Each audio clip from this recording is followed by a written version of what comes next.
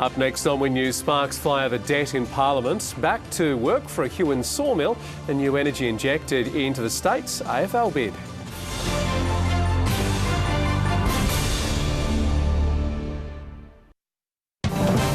Across Tasmania, this is Win News.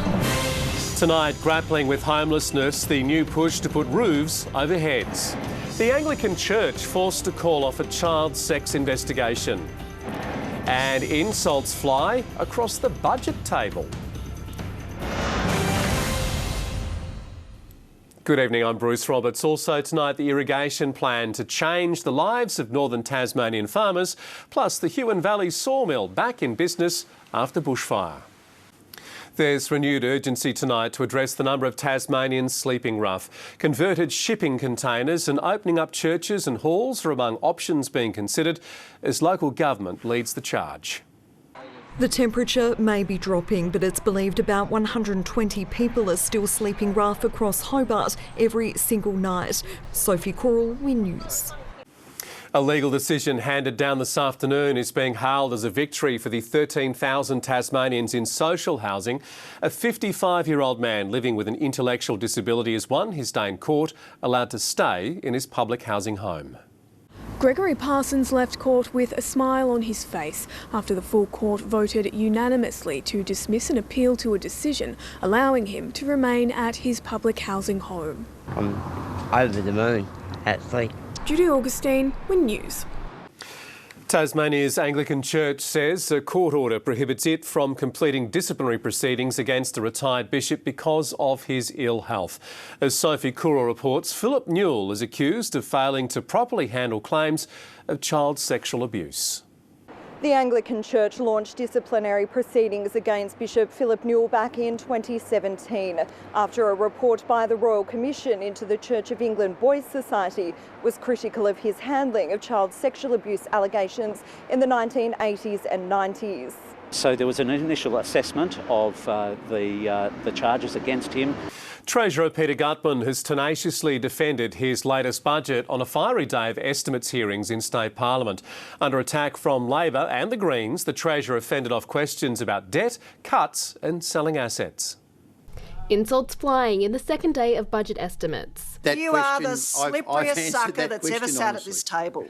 The Treasurer committing to a public consultation process. Meg Sides, Win News.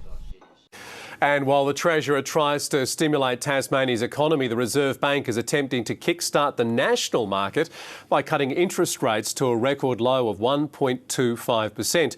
It is the first change to the cash rate since August 2016. Pressure is now on the banks to honour the cut, with the ANZ passing on an 18 basis point reduction to its customers instead of the full 25. Water reliability is the top concern of farmers in the northern Midlands, but that could be a thing of the past in just a few years' time. The region is one of 5 areas the federal and state governments are pouring money into creating new irrigation schemes. Richard and Georgie Burberry run a mixed farming operation with livestock and crops, but they've been forced to turn work down because they lack water surety. In the last 12 months, we've had a number of phone calls from companies wanting to grow more poppies, more hemp, more potatoes. Holly Corbett, Win News. Workers at the Neville Smith Forest Products Mill say they weren't sure whether the operation would survive after it was ravaged by the Rivo Road bushfire in January. Now they're breathing a sigh of relief with the state's biggest hardwood producing mill back up and running. You can barely hear yourself think over the noise. But for these workers, the sound of the Neville Smith mill in operation is music to their ears. Judy Augustine, Win News.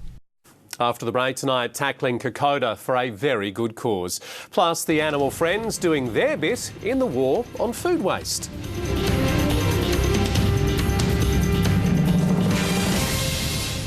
12 Tasmanians are gearing up for the challenge of a lifetime, taking on the Kokoda Challenge for a very worthy cause.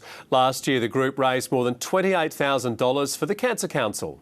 It was an inaugural trek for us last year with Cancer Council, and you know it's an amazing thing that we got 28,000. You know, it goes to obviously helping a lot of families and changing lives. Hungry zoo animals are emerging as the big winners as supermarkets try to cut back on the amount of food going to waste. Residents at Tasmania Zoo getting their weekly share of groceries without having to go through the checkout. Entertaining visitors to Tasmania Zoo is hungry work.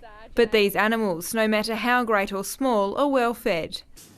Time for sport after the break. With a new Tigers cricketer selected to play for Australia, also could Tasmania be one step closer to an AFL team?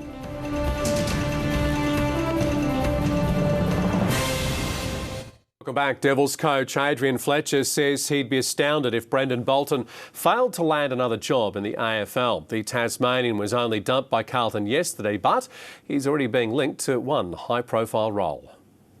A licence is yet to be granted, but Brendan Bolton is already being touted as the perfect coach for Tasmania's VFL team. The group will be chaired by inaugural Virgin Australia CEO Brett Godfrey and includes former Woolworths CEO Grant O'Brien, Lauderdale President Julie Kay, Tasmanian businessman Errol Stewart, Tas Racing CEO Paul Erickson and leading sports manager James Henderson. All I know is it's exciting for Tassie footy. I don't know enough about it to comment on it, but it's a massive step forward. The board will meet for the first time later this week. Brent Costello, Win News. Southern Huskies coach Anthony Stewart is adamant his team won't be complacent despite winning 4 consecutive matches. The Huskies' next challenge is 3 matches in a row against the same team, starting in Hobart on Thursday night. The Huskies secured 2 wins on Friday night, an all-important victory over the Taranaki Mountaineers and the dunk of the season, courtesy of Jalen Billups.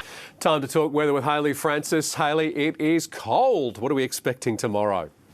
Good evening, Bruce. Well, shower activity should pick up significantly for the west and far south. As for the rest of the state, I'll have those details next.